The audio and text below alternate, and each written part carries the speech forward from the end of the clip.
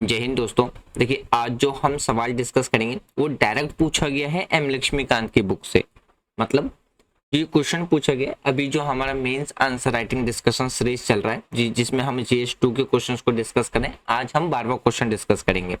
Already हमने 11 question अभी discuss कर लिया है। देखिए, ये जो क्वेश्चन पूछा गया ना, ये डायरेक्ट पूछा गया है एम लक्ष्मीकांत की बुक से, आर्टिकल 21 के अंदर से। क्वेश्चन ये पूछा गया है कि आपको राइट टू प्राइवेसी डिस्कस करना है, यानी कि हर एक पर्सन के पास जो फंडामेंटल राइट है आर्टिकल 21 में, राइट टू प्राइवेसी, जिसमें आपको लाइफ एंड पर्सनल लाइबिलिटी आपको देखने को मिलेगा, तो जो कि आर्टिकल 21 में प्रोटेक्ट किया गया है। तो इसको आपको डिस्कस करना है, लेकिन किसके रेफरेंस पे आपको डिस्कस करना है कि जो डीएनए टेस्ट किया जाता है किसके लिए, child in the warm test करने के लिए। तो इसके बेसिस पे आपको क्या करना है, इस क्वेश्चन का आंसर लिखना था। ये क्वेश्चन पूछा गया था अभी जो रिसेंटली यूपीएससी मेंस का पेपर हुआ है। तो अभी जो हमारा सीरीज चल रहा है वो चल रहा है UPSC mains answer writing practice का। मतलब कि अभी हम डेली एक आंसर मेंस की प्रैक्टिस करते हैं। देखिए, क्वेश्चन यहाँ पे बहुत सारे निकल के आते हैं। पहला क्वेश्चन यही निकल के आता है, अगर आप लंबे समय से प्रिपरेशन कर रहे हैं, 1 साल से 2 साल से, तो आपकी बेसिक जो भी एग्जाम के रिगार्डिंग में होंगे वो आपका क्लियर हो चुका होगा। पेपर कितने स्टेजेस में पूछे जाते हैं, कितने मार्क्स का होता है, कौन से जीएस पेपर में कौन से सब्जेक्ट्स पूछे जाते हैं, आंसर राइटिंग की क्या इंपॉर्टेंस होती है, ये सारी चीज़ आपको मेनली पता होगा। आपने बड़े बड़े जो सेलेक्टेड कैंडिडेट्स हैं, डिफरेंट काइंड्स के जो फेमस टीचर्स हैं जो प्रिपरेशंस कराते हैं, आपने उनकी जो वीडियोस देखे होंगे, उनके सजेशंस को फॉलो किया होगा, तो आपको पता होगा। अगर आप न्यू स्टूडेंट हैं तो आपके लिए बहुत से सवाल निकल के आते होंगे माइंड में कि जो हम अपने प्रिपरेशन की जर्नी है वो कैसे स्टार्ट करें। डायरेक्ट पढ़ना स्टार्ट कर दें, डायरेक्ट पेपर सॉल्व करना स्टार्ट कर दें? नहीं, आपको पहले सिलेबस एनालाइज करना है। सिलेबस एनालाइज करने के बाद आपको प्रीवियस ईयर पेपर देखना है। पेपर देखने के बाद आपको सबसे पहले अगर काम करना है तो वो आपको एनसीईआरटी कंप्लीट करना है। ये सबसे ज़्यादा ज़रूरी है। इसके बाद आपको मूव करना है स्टैंडर्ड बुक पे। तो आज जो स्टैंडर्ड बुक पे, मतलब आप ये समझिए कि स्टैंडर्ड बुक मूव करने से पहले आपको एनसीईआरटी इसलिए पढ़ना जरूरी है क्योंकि ये आपकी बेसिक अंडरस्टैंडिंग क्या कर देता है, डेवलप कर देता है। तब आप स्टैंडर्ड बुक पढ़ सकते हैं, जैसे एम लक्ष्मीकांत है, जीसी लियोन है, रमेश सिंह की बुक है, नितिन शर्मा की बुक है। डिफरेंट काइंड्स ऑफ बुक्स आपको हर एक सब्जेक्ट से देखने को हर एक सब्जेक्ट का देखने को मिलेगा। तो पहला टारगेट ये रखना है कि आपको विद इन 2 से 3 मंथ में क्या कर देना है, एनसीईआरटी आपकी कंप्लीट हो जानी चाहिए। आज की वीडियो को हम 2 पार्ट में डिस्कस करेंगे। सबसे पहले पार्ट में हम अकॉर्डिंग टू क्वेश्चन डिस्कस करेंगे। दूसरे पार्ट में हम सिर्फ और सिर्फ आर्टिकल 21 डिस्कस करेंगे। आर्टिकल 21 मतलब कि आर्टिकल 21 के अंदर में कौन कौन से राइट्स होते हैं। मतलब आर्टिकल 21 के अंदर भी 20 राइट्स मिले हुए हैं, उसमें सुप्रीम कोर्ट के क्या जजमेंट थे उसको डिस्कस करेंगे। और उसी में हम फिर क्या डिस्कस करेंगे सेकंड पार्ट में कि फंडामेंटल रिगार्डिंग में कौन कौन से इंपॉर्टेंट कॉन्स्टिट्यूशनल अमेंडमेंट हुए हैं उसको डिस्कस करेंगे। अब फर्स्ट पार्ट में क्या डिस्कस करेंगे, फर्स्ट पार्ट में जो हमारा डिस्कशन चलेगा वो चलेगा आंसर अकॉर्डिंग टू क्वेश्चन, और हम बेसिक नॉलेज डिस्कस करेंगे अबाउट फंडामेंटल राइट्स के बारे में, ताकि हमें एक ओवरऑल भी मिलता रहेगा कि फंडामेंटल राइट क्या है, कितने टाइप्स के होते हैं, कहाँ कौन से आर्टिकल में कौन सा फंडामेंटल राइट हमें देखने को मिलता है। तो चलिए स्टार्ट करते हैं। जहाँ पे मैंने कुछ पॉइंट्स लिखे हैं मेंस आंसर राइटिंग के लिए, आपको लगता है कि नहीं और भी कुछ पॉइंट्स इसमें इंपॉर्टेंस हो सकता है, बिल्कुल कमेंट बॉक्स में बता सकते हैं। कमेंट बॉक्स आपको ओपन मिलेगा। इसमें हम एक एग्जाम्पल भी डिस्कस करेंगे अकॉर्डिंग टू क्वेश्चन। तो चलिए स्टार्ट करते हैं अपना आज का डिस्कशन। तो देखिए, यहाँ पे भी आपको क्वेश्चन लिखा हुआ मिल जाएगा। इसका मेन मोटिव होता है कि जब आप पीडीएफ के फॉर्म में ये सारी चीजें नोट्स को डाउनलोड करो तो आपको प्रॉब्लम नहीं आनी चाहिए ढूंढने में कि कौन सा आंसर किस क्वेश्चन के लिए। देखिए, राइट टू प्राइवेसी की बात करते हैं, जो कि हमारा क्या है, एक फंडामेंटल राइट है। वो जिसमें हमें क्या देखने को मिलता है, right to life and personal liability देखने को मिलता है, जो कि प्रोटेक्टेड किया गया है आर्टिकल 21 के अंदर में हमारे कॉन्स्टिट्यूशन में। तो इसका जो सिद्धांत है, यानी कि अगर हम इसके प्रिंसिपल की बात करते हैं, वो अफर्मेटिव देखने को मिलेगा किसके द्वारा, सुप्रीम कोर्ट के द्वारा अलग अलग जजमेंट में भी देखने को मिलेगा, जिसमें ये रीऑर्गेनाइजिंग किया गया है कि हर एक पर्सन का अपना पर्सनल और प्राइवेट मैटर्स होता है जैसे फैमिली को लेकर के या बॉडली इंटीग्रिटी को लेकर के, रिप्रोडक्टिव चॉइस को लेकर के। तो ये सारी चीजें किसमें प्रोटेक्ट की गई है, प्रोटेक्टेड किया गया राइट टू लाइफ में, यानी कि राइट टू प्राइवेसी में, जो कि आर्टिकल 21 के अंदर में आता है। तो यही सारी चीजें हम क्या करेंगे इस आंसर में हम डिस्कस करेंगे, समझने की कोशिश करेंगे। देखिए सबसे पहले हम बात करते हैं आर्टिकल 21 के अंदर के बारे में, यानी कि जो हमारा राइट टू प्राइवेसी है और जो अंडर आर्टिकल 21 के अंदर में आता है। तो आर्टिकल 21 इस चीज को इंश्योर करता है कि जो राइट टू लाइफ है और जो पर्सनल लाइबिलिटी है इसको इंश्योर करने का काम करता है हमारा आर्टिकल 21। तो जिसमें हम बात करते हैं, जिसका मतलब है कि हम सबके पास यानी कि पीपल्स के पास एक फ्रीडम रहता है अपनी लाइफ को लेकर के, अपने कि हर एक पर्सन अपने डिग्निटी, अपने ऑटोनॉमी, अपने प्रोटेक्शंस और यह जो भी अनवांटेड जो इंस्ट्रक्शंस है इन सब से यानी कि इन सब के साथ वो क्या कर सकता है, अपनी लाइफ को जी सकता है, सरवाइव कर सकता है। देखिए अगर हम सुप्रीम कोर्ट इन जस्टिस की बात करते हैं, के.एस. पुट्टास्वामी वर्सेस जो यूनियन ऑफ इंडिया केस था 2017 में, इसमें सुप्रीम कोर्ट के द्वारा ये डिक्लेयर कर दिया गया कि राइट टू प्राइवेसी ये हमारा किस में आएगा, फंडामेंटल राइट के अंदर में आएगा, जिसमें पब्लिक के पास ये राइट होगा कि जो भी प्राइवेट मैटर्स है इंक्लूडिंग अगर हम डिसीजन की बात करते हैं अबाउट जो बॉडी एंड फैमिली लाइफ के बारे में बात करते हैं, तो ये सारी चीजें क्या होगा, फंडामेंटल राइट के अंदर में आएगा। इसमें किसी भी तरीके की जो लॉफुल जो लॉ है, लॉफुल रीजन है, उसका इंटरफेयर इसमें नहीं होना चाहिए। ये बात किसके द्वारा कही गई थी, सुप्रीम कोर्ट के द्वारा कहा गया था। तो के.एस. पुट्टास्वामी केस भी अपने आप में ही क्या है, बहुत एक इम्पोर्टेंट केस है। अगर आप एम लक्ष्मीकांत पढ़ रहे हो तो के.एस. पुट्टास्वामी के जो जजमेंट है वो बहुत ही एक वेरी इंपॉर्टेंट टॉपिक में से एक आता है। तो आप उसमें भी आप स्टार मार्क कर सकते हैं कि आपको पता ही होना चाहिए, क्योंकि ये हमारे फंडामेंटल राइट से जुड़ा हुआ है। नीचे आपको हिंदी में भी देखने को मिल जाएगा। देखिए मोटिव क्या है कि डायरेक्ट पहले आंसर डिस्कस करने का, कि पहले इंट्रोडक्शन पे डिस्कस किया जा सकता था, मतलब फंडामेंटल राइट क्या है, कौन कौन से आर्टिकल्स में आते हैं। तो इसका मेन मोटिव ये है कि डायरेक्ट हम आंसर इसलिए डिस्कस करें ताकि जिन बच्चों को सिर्फ आंसर तक ही देखना वो पहले आंसर तक देख ले, और जिसको अगर बेसिक रिवीजन करना है तो वो आगे भी देख सकता है वीडियो, नहीं तो वो मेन आंसर तक में ही वीडियो क्लोज करके कर सकता है, और कोई सजेशन देना तो उसमें वो दे सकता है। इसलिए मेन मोटिव होता है कि पहले हम क्या कर लेते हैं, आंसर डिस्कस कर लेते हैं, तब उसके थोड़ी सी बेसिक नॉलेज के बारे में हम डिस्कस करते हैं। इसी तरीके से लास्ट में भी हम क्या करेंगे, बेसिक नॉलेज के बारे में थोड़ा सा डिस्कस कर लेंगे। बाकी का जो दूसरा पार्ट होगा जिसमें हम सिर्फ आर्टिकल 21 डिस्कस करेंगे, वो मैंने स्टार्टिंग में ही बता दिया था, हम पार्ट 2 में डिस्कस करेंगे।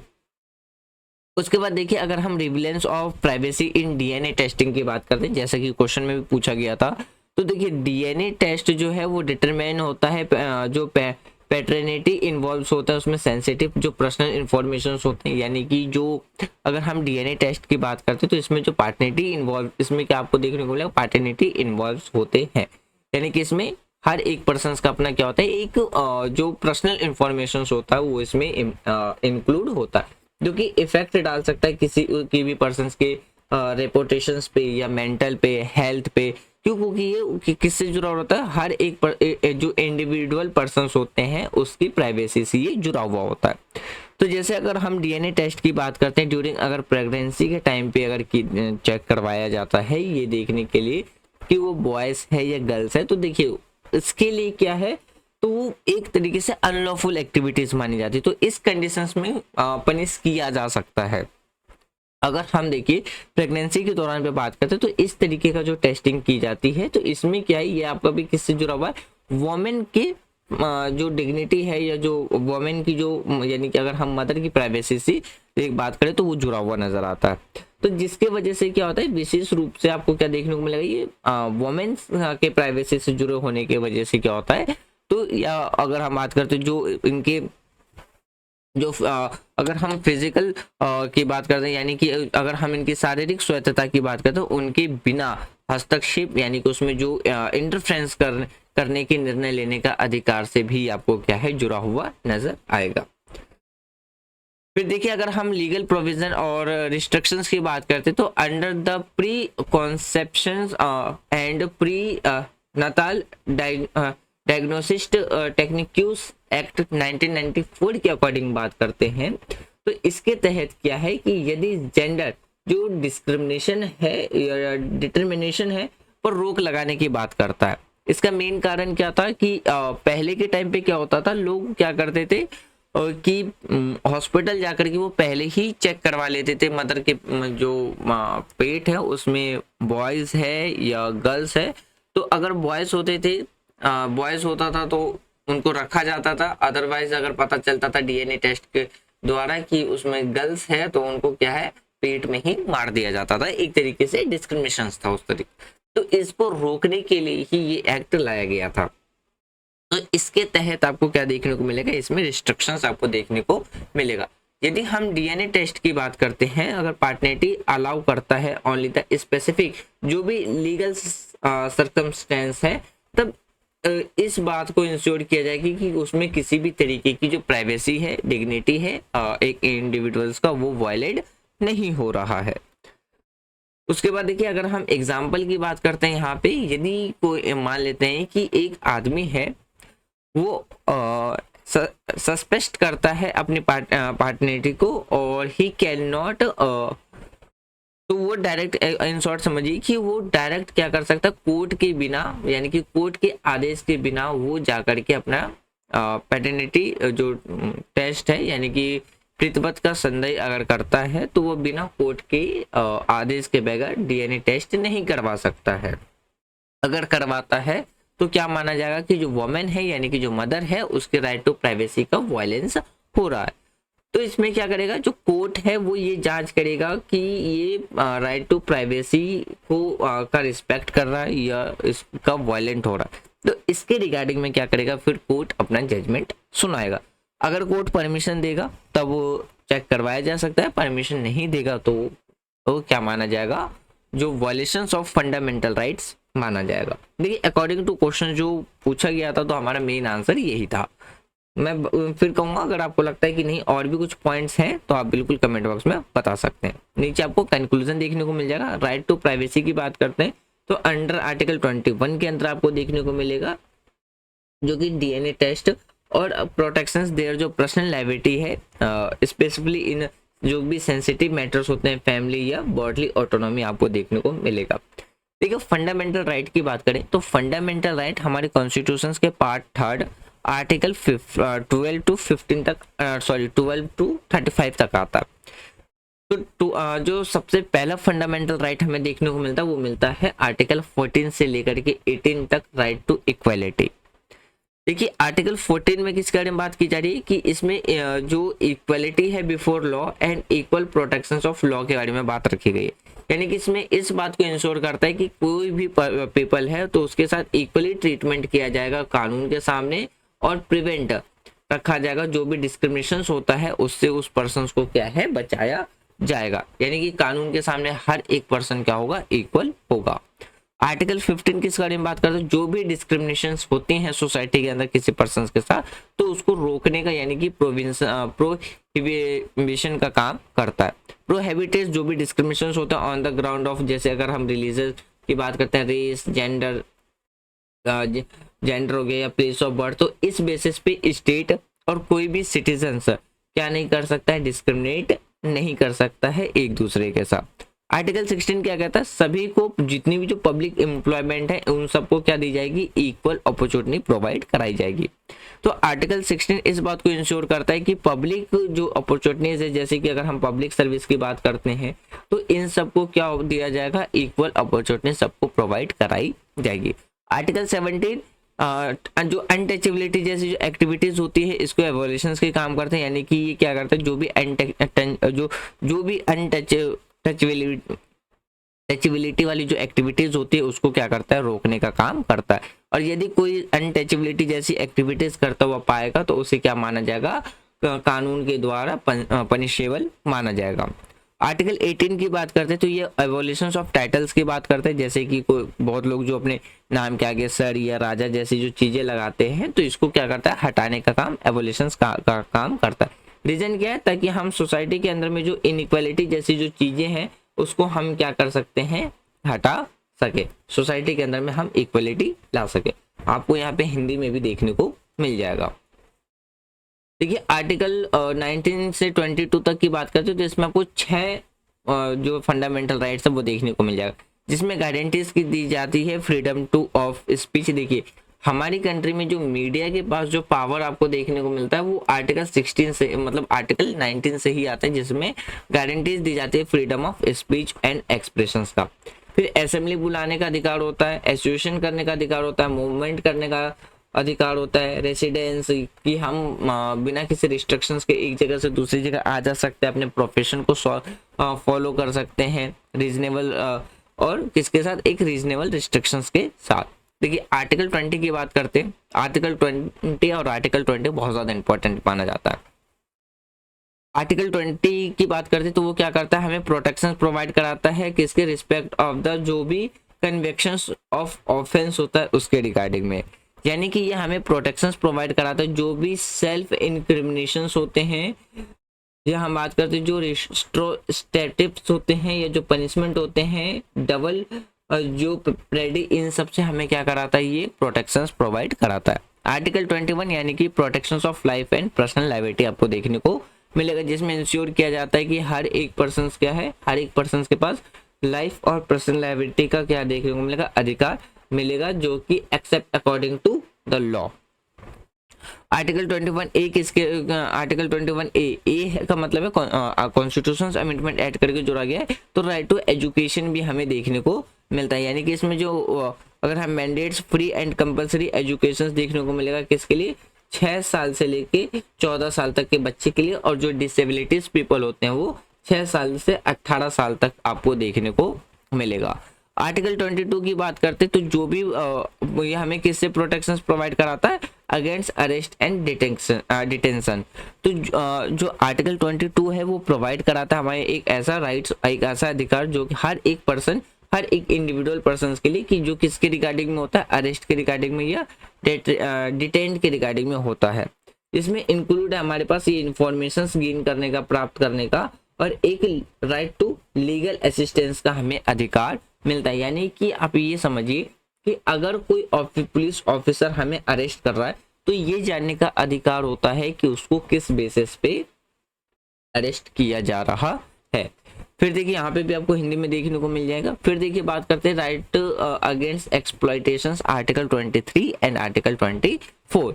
आर्टिकल 23 के अंदर में क्या है, जो भी ह्यूमन ट्रैफिकिंग होती है या जो फोर्स लेबर होती है, ह्यूमन ट्रैफिकिंग मतलब जो इंसानों की तस्करी की जाती है, या जो फोर्स लेबर होते हैं यानी कि जिन्हें बिना सैलरीज पे या बदुआ मजदूर होते हैं, तो इन सब को रोकने का प्रोहिबिटेड का भी हमें क्या मिलता है, एक अधिकार मिलता है कि हम इसके विरुद्ध में क्या कर सकते हैं, आवाज उठा सकते हैं। प्रोविंशन ऑफ चाइल्ड लेबर, यानी कि जितनी भी जो डेंजरस इंडस्ट्रीज होती हैं, जैसे कि अगर हम केमिकल इंडस्ट्री की बात करते हैं, लार्ज स्केल पर जो आयरन इंडस्ट्रीज होती हैं या माइनिंग होती है, तो इन जगहों पे 14 साल से नीचे बच्चों को काम पे रखना एक तरीके से क्या माना जाएगा, चाइल्ड लेबर माना जाएगा। और ये एक अनलॉफुल एक्टिविटीज होती है, जिसमें ये माना जाता है कि जो बच्चों का जो फंडामेंटल राइट्स है उसका ना कहीं क्या हो रहा है, अवोलेशन हो रहा है। मतलब 14 साल से कम उम्र के बच्चों को जो भी डेंजरस इंडस्ट्रीज होती है उस पर काम करने से ये रोकने का काम करता है।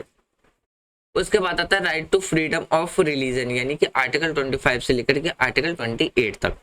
देखिए article right to freedom of religion की बात करते हैं तो इसका मतलब है कि हमें इस बात का अधिकार मिलता है कि हम अपनी इच्छा के अनुसार किसी भी रिलीजन, किसी भी प्रोफेशन ऑफ रिलीजन को क्या कर सकते हैं, फॉलो कर सकते हैं, उसको मान सकते हैं, उसका एडवर्टाइज कर सकते हैं, मतलब प्रसार प्रचार कर सकते हैं। तो देखिए आर्टिकल 25 हमें इस बात की आज़ादी देता है कि हम किसी भी रिलीजन की क्या कर सकते हैं, प्रैक्टिस कर सकते हैं, सब्जेक्ट ऑफ पब्लिक ऑर्डर और मोरालिटी, रेट एंड हेल्थ में आपको देखने को मिलेगा।